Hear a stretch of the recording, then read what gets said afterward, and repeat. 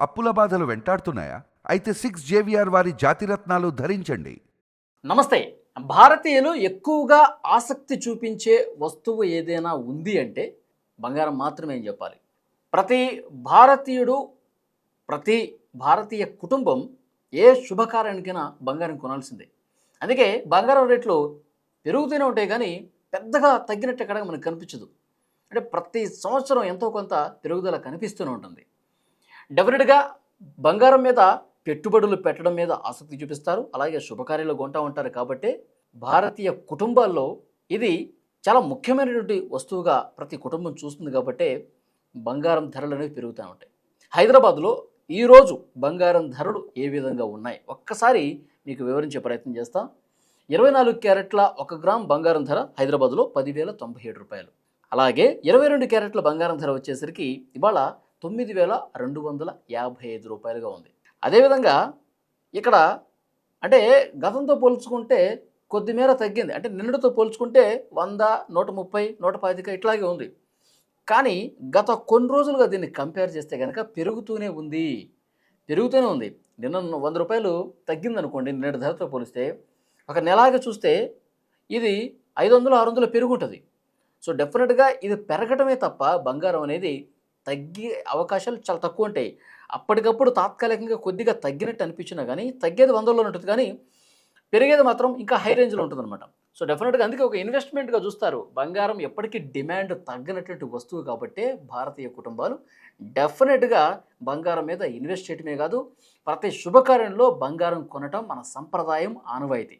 కాబట్టి అందుకే అంత డిమాండ్ ఉంది. సో ఇవాల్ట ఉన్నటువంటి రేట్స్ ఇవి. కానీ భవిష్యత్తులో ఇంకా ఇంకా పెరిగే అవకాశం ఉంది. 11,000కు ఎందుకంటే నిపుణులు ఇస్తున్నటువంటి సమాచారం ఏంటంటే 11,000కు చేరుకునే అవకాశం ఉంది. 24 క్యారెట్ల బంగారం ధర 1 గ్రామ్ బంగారం ధర రూ. 11,000 కూడా చేరుకునే అవకాశం లేకపోలేదు అని పెద్ద ఎత్తున ఒక విశ్లేషణ కూడా ఉంది. సో నిపుణులు అదే చెప్తా ఉన్నారు. అసలు ఈ బంగారం అనేది ఎక్కడ ఎఫెక్ట్ అయ్యే అవకాశం ఉంది? ఇంత ధరలు పెరగడానికి కారణం ఏంటంటే అంతర్జాతీయంగా జరిగే కొన్ని పరిణామాలు కూడా బంగారం మీద ఎఫెక్ట్ ఉంటది. ఎందుకంటే మనం పెద్ద మొత్తంలో బంగారం ధరలు అనేవి పెరగటానికి మనం ఈ పెరుగుదల, తగ్గుదల ప్రభావం ఏవి చూపిస్తాయంటే అంతర్జాతీయంగా జరిగే కొన్ని కీలకమైనటువంటి పరిణామాలను బట్టి, అక్కడ జరిగేటువంటి కొన్ని వ్యవహారాలను బట్టి ఆ ఎఫెక్ట్ అనేది బంగారం లాంటి వస్తువు మీద ఉంటుంది. ఎగుమతి, దిగుమతుల్లో మనకు అనేక వస్తువుల మీద ప్రపంచ మార్కెట్ పరిణామాలను బట్టి కొన్ని వస్తువుల రేట్ల హెచ్చుతగ్గులు మారుతూ ఉంటాయి. సో అందులో ప్రముఖంగా బంగారం పేరును ప్రస్తావించాలి. ఇప్పుడు రష్యా, యుక్రెయిన్ యుద్ధం కావచ్చు, మన జరిగినటువంటి ఇరాను, ఇజ్రాయెల్ యుద్ధం కావచ్చు, అంతర్జాతీయంగా ప్రపంచంలో జరిగేటువంటి కొన్ని ఒడిదుడుకులు, కొన్ని వ్యవహారాలు, కొన్ని పరిణామాలు ఏవైతే ఉంటాయో, సో అవి జరిగినప్పుడు డెఫినెట్‌గా ఎఫెక్ట్ అయ్యేటువంటి వస్తువులో బంగారం కూడా ఉంది.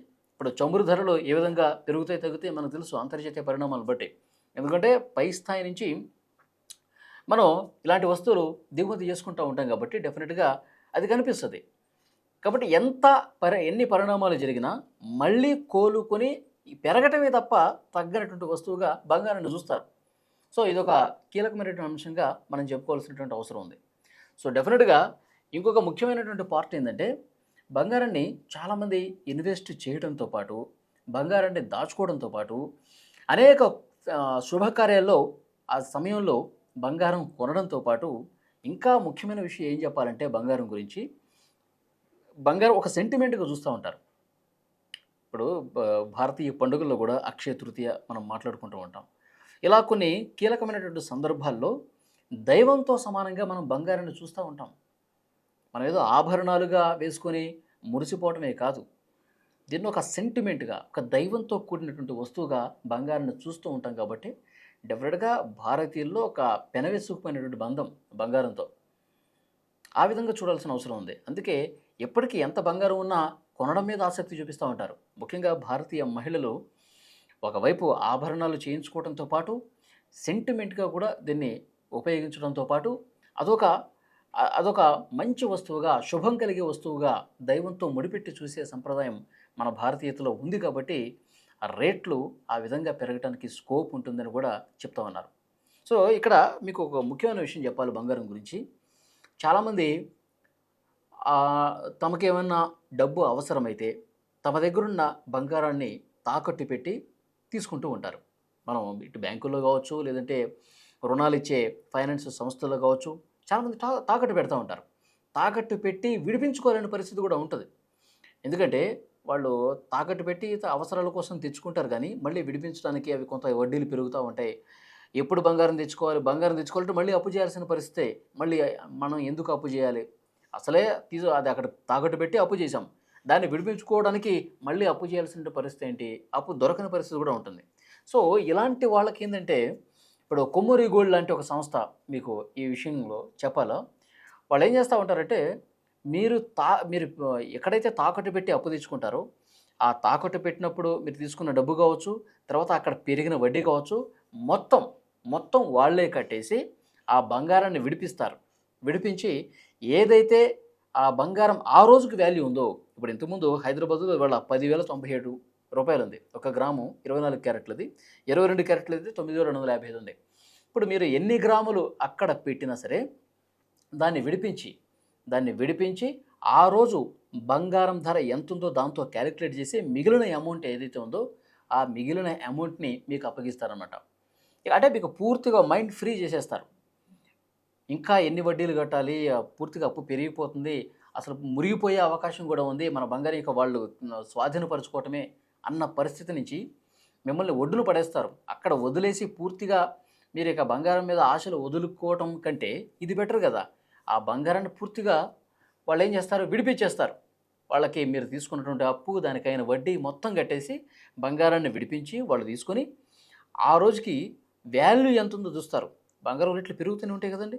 వాల్యూ ఎంత చూసి మిగిలిన మొత్తాన్ని ఎంతైతే మొత్తం తీసుకున్న అప్పులో ఇవాళ రేట్లో మైనస్ చేస్తే ఎంతైతే మిగులుతుందో ఆ మొత్తాన్ని కూడా వాళ్ళు కొద్దిగా నామమాత్రపు కమిషన్ తీసుకుంటారు. ఇది విడిపించినందుకు వాళ్ళకి ఎంతో కొంత ఉపయోగం ఉండాలి కదా!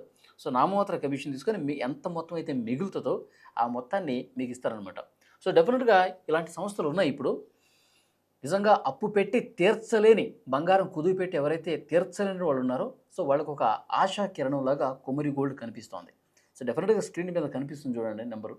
ఆ నెంబర్‌కి మీరు కాల్ చేస్తే ఎవరైతే విడిపించుకోలేక ఇబ్బందులు పడుతూ ఉన్నారో తమ బంగారాన్ని, వాళ్ళకి అలాంటి వాళ్ళు ఈ నెంబర్‌కి ఫోన్ చేస్తే గనుక డెఫినెట్‌గా మీకు సాయం చేస్తారు. ఇంకా మిగిలిన సొమ్ము ఏదైతే ఉందో, మీ సొమ్ము మీకు అప్పగించే పరిస్థితి ఉంటుంది. సో, డెఫినెట్‌గా అలాంటి వాళ్ళు ఎవరైనా ఉంటే ఇక్కడ ఈ నెంబర్‌కి కాల్ చేయండి. మీ సమస్యని పరిష్కారం తెలుసుకోండి. ఇంకొక ముఖ్యమైన విషయం ఏంటంటే, సో, బంగారం మీద పెట్టుబడులు పెరుగుతున్నాయండి. ఎందుకంటే ప్రపంచవ్యాప్తంగా జరిగిన పరిణామాలు చూస్తే, మన దేశంలో ముఖ్యంగా భారత్‌లో బంగారం మీద పెట్టుబడులు పెట్టే వాళ్ళ సంఖ్య భారీగా పెరుగుతుంది. చాలామంది ల్యాండ్స్‌లో పెడుతూ ఉంటారు. తర్వాత ముఖ్యంగా బంగారంలో పెడుతూ ఉంటారు. ఈ మధ్య కాలంలో ఈ రియల్ ఎస్టేట్‌లో కూడా కొన్ని ఒడిదుడుకులు ఏర్పడిన నేపథ్యంలో బంగారం మీద పెట్టుబడి పెట్టే వాళ్ళ సంఖ్య పెరుగుతోంది. ఇది గమనించుకోవాల్సినటువంటి విషయం. సో, డెఫినెట్‌గా ఎప్పటికీ వన్నె తరగని, ఇబ్బంది కలగని, ఎప్పటికీ లాభాలు తీసుకొచ్చేటటువంటి వస్తువుగా బంగారాన్ని మన భారతీయులు చూస్తూ ఉన్నారు. డెఫినెట్‌గా ఇది మరింత ఆశను కలిగించేటువంటి అంశంగా చెప్పాలి. సో, డెఫినెట్‌గా బంగారం కొనండి, బంగారం మీద పెట్టుబడి పెట్టండి. జీవితంలో ఒక గొప్ప మార్పును చూడండి. ఇంతకుముందు నేను చెప్పినట్టు కొమ్మూరి గోల్డ్ తాకట్లో ఉన్న బంగారాన్ని విడిపించే బాధ్యత చాలా వేగంగా ముందుకు బలంగా తీసుకుపోతుంది.